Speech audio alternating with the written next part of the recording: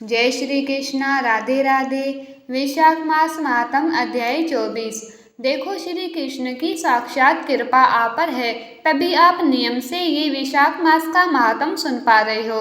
बस अब करना क्या है कि भक्ति को और बढ़ाना है, और भक्ति को बढ़ाने का, पुण्य कमाने का सबसे सरल रास्ता है ये वैशाख का महीना।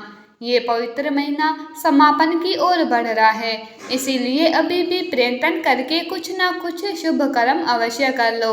अब श्री गणेश जी महाराज और अपने गुरुदेव को याद करते वैशाख मास महात्म का अध्याय 24 सुनते हैं।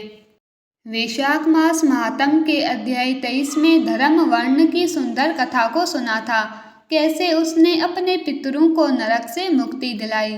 अब आज इस अध्याय में वैशाख शुक्ल द्वादशी का महत्व जानेंगे। शुद्धदेव जी कहते हैं, जो मनुष्य अक्षय तृतीया को सूर्य उदय काल में प्रातः स्नान करते हैं और भगवान विष्णु की पूजा करके कथा सुनते हैं, वह मोक्ष के भागी होते हैं।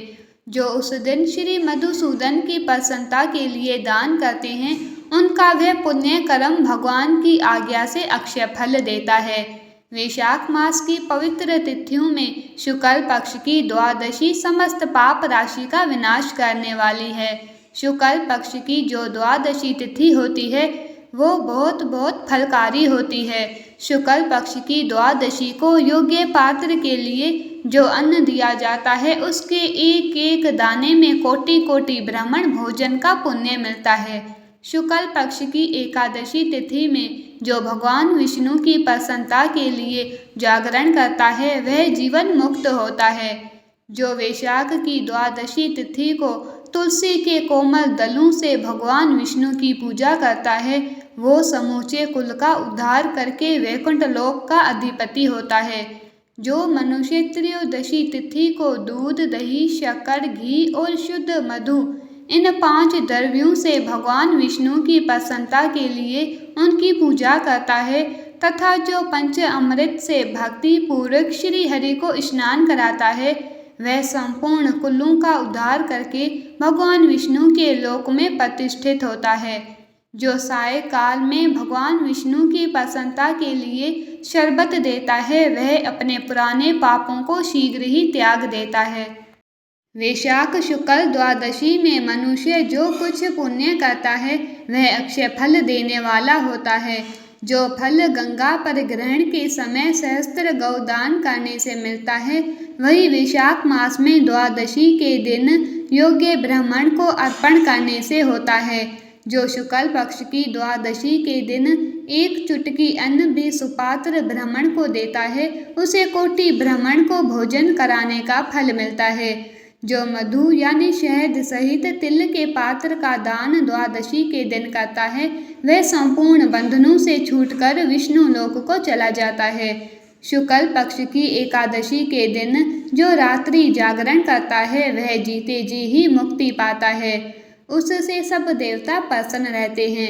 इस विषय में एक प्राचीन इतिहास बताता हूँ, ध्यान से सुनो।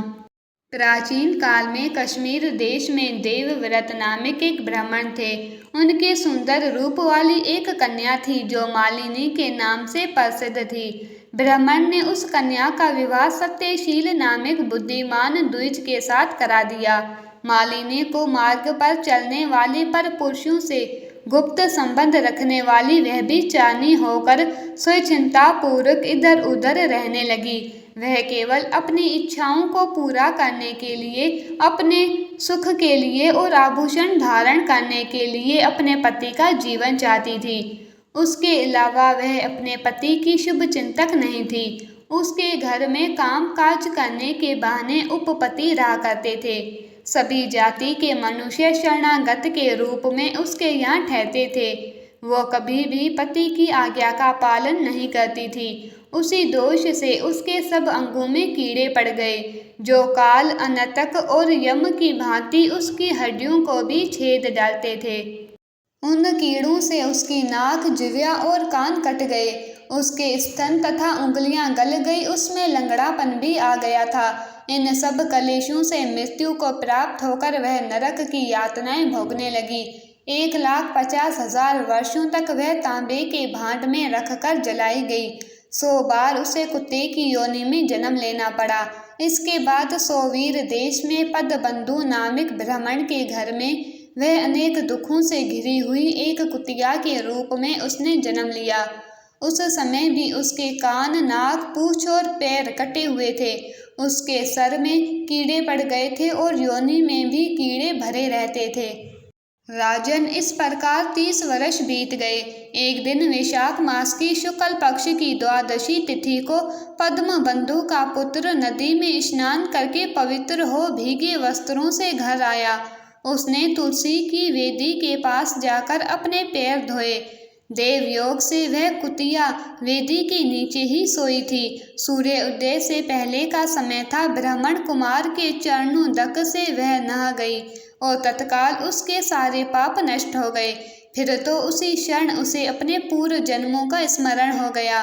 पहले के कर्मों की याद आने से वह कुतिया तपस्वी के पास जाकर दीनतापूर्वक कहने लगी, हे मुने, आप मेरी रक्षा करें। उसने पद्मबंधु मुनि के पुत्र को अपने पूर्व जन्म के बुरे आचरण का पूरा वृत्तांत सुनाया और कहा, ब्राह्मण, जो कोई भी दूसरी युवती पति के ऊपर वशीकरण का प्रयोग करती है, वह दुराचरणी मेरी तरह ही तांबे के पात्र में पकाई जाती है।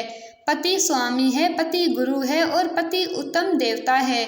साध्वी स्त्री उस पति का अपराध करके कैसे सुख पा सकती है?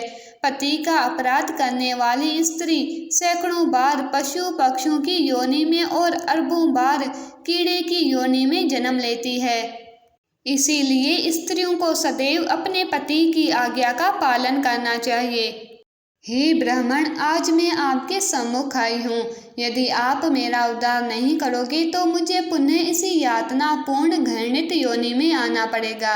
हे विप्रवर, मुझे पापचारिणी को वैशाख शुक्ल पक्ष में अपना पुण्य प्रदान करके उबार लीजिए। आपने जो पुण्य की वृद्धि करने वाली द्वादशी की है, उसमें स्नान, दान और अन्न भोजन कराने से जो पुण्य हुआ है, उससे मुझे दुराचारणी का उद्धार हो जाएगा।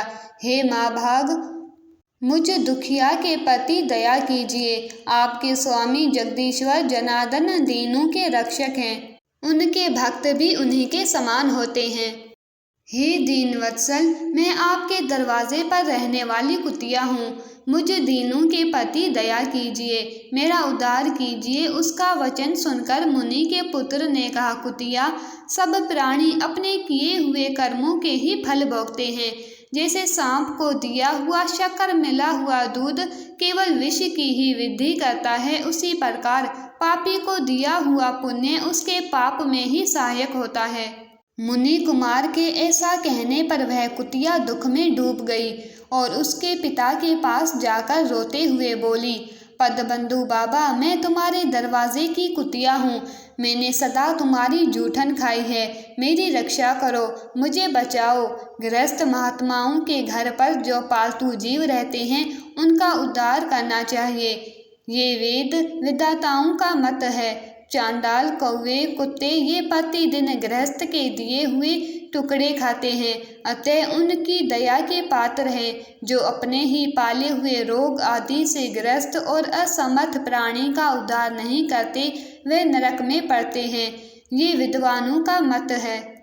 दयालु होने के कारण आप मेरा उद्धार कीजिए।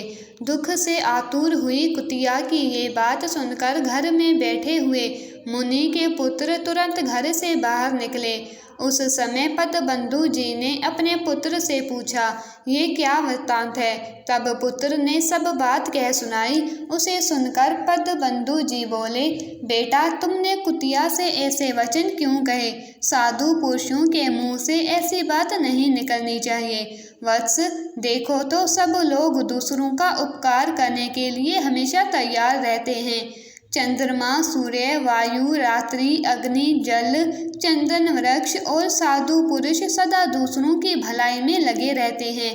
दैत्यों को महाबली जानकर महर्षि दधीजी ने देवताओं का उपकार करने के लिए दयापूर्वक उन्हें अपने शरीर की हड्डियां दे दी थी। माँ भाग, पूर्व काल में राजा शिबी ने कबूतर के प्राण बचाने के लिए भूखे बाज को अपने शरीर का मांस दे दिया था। पहले इस पृथ्वी पर जीमूतवाहन नामक राजा हो गए थे। उन्होंने एक सांप के प्राण बचाने के लिए महात्मा गरुड़ को अपना जीवन समर्पित कर दिया था। इसीलिए विद्वान ब्राह्मण को दयालु होना चाहिए। क्या इंद्रदेव शुद्ध स्थान में ही वर्षा करते हैं, अशुद्ध स्थान पर जल नहीं बरसाते? क्या चंद्रमा चंडालों के घर में प्रकाश नहीं करते? अतः बार बार प्रार्थना करने वाली इस कुतिया का मैं अपने पुण्यों से उद्धार करूँगा। इस प्रकार कह के पदबंधु जी ने संकल्प लिया, कुतिया ले, मैंने द्वादशी का महापुण्य तुझे दे दिया। ब्राह्मण के इतना कहते ही कुतिया ने सहसा अपने प्राचीन शरीर का त्याग कर दिया और दिव्य देह धारण कर दिव्य वस्त्र आभूषणों से सुसज्जित हो 10 दिशाओं को प्रकाशित करती हुई ब्राह्मण की आज्ञा ले स्वर्गलोक को चली गई। वामान सुखों का उपभोग करके इस पृथ्वी पर भगवान नर नारायण के अंश से उर्वशी नाम की श्रेष्ठ अंगों वाली देवताओं की प्रिय अप्सरा बनी, जिससे योगी जन योग द्वारा प्राप्त करते हैं। ऐसे सुंदर रूप को उस कुतिया ने प्राप्त किया। इसके बाद पदबंधु जी ने मधुसूदन भगवान की प्यारी पुण्य बढ़ाने वाली इस तिथि को संसार में प्रसिद्ध किया। करोड़ों सूर्य ग्रहण और चंद्र ग्रहण से भी अधिक पुण्य देने वाली और सब यज्ञों से अधिक ऐसी ये तिथि उस ब्राह्मण ने तीनों लोकों में सिद्ध कर दी। वैशाख मास महात्म अध्याय 24 संपूर्ण। कल अध्याय 25 में आगे की कथा सुनेंगे। अच्छा, एक बात बताऊं, ये संसार हमको जो लगता है अपना, पूरी तरह झूठ है। बस है ये एक सपना। याद रहता सबको अपना हर एक काम है। प्रभु नाम सत्य है, बाकी सब नाकाम है ना? अब जब पता है कि सिर्फ कृष्ण ही सहारा है, तो फिर क्यों इस जग से आस लगाकर बैठे हैं बताओ? धर्म और कर्म ही साथ जाएगा, बाकी सब यही रह जाएगा। और हम जग पर तो ज्यादा ध्यान देते हैं पर कर्मों पर नहीं, है ना? अभी भी समय है, जागो और सोचो। कल युग में मुक्ति पाना बड़ा सरल है, क्योंकि कहा गया है कल युग केवल नाम आधार है। सिर्फ नाम जाप करके भक्ति, प्रेम, मुक्ति, शक्ति सब पाया जा सकता है। इसीलिए हर समय, हर पल, हर सांस के साथ जाप करते रहो, हरे कृष्णा कृष्णा कृष्णा हरे हरे, हरे राम राम राम हरे हरे।